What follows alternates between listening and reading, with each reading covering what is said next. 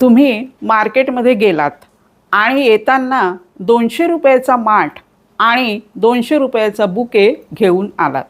घरी आल्यानंतर 5-6 तासानंतर माठ फुटला. हे बघून तुम्हाला अतिशय दुःख झालं, कारण माठ इतक्या लवकर फुटेल ही तुम्हाला अपेक्षाच नव्हती. कारण माठ हा बरेच काळ टिकू शकतो, वर्षभरही टिकतो किंवा 4-5 वर्ष तरीही तो टिकतो. म्हणून त्यामुळे तुम्हाला खूप दुःख झालं, तुमचं मन हे खूप दुःखी झालं. सायंकाळच्या वेळेस बुकेमधील फुलं सुकायला लागली. संध्याकाळी तो बुके पूर्ण सुकून गेला, पण त्याचं तुम्हाला दुःख झालं नाही, कारण तुम्हाला हे माहिती होतं की फुले ही आज सायंकाळी सुकणारच आहे, कोमेजणारच आहे. आणि आयुष्याचंही असंच असतं.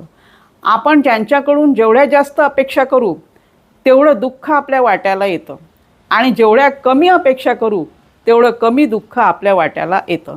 म्हणून मनाची जर तयारी केली तर या अपेक्षांवर आपण विजय मिळवू शकतो.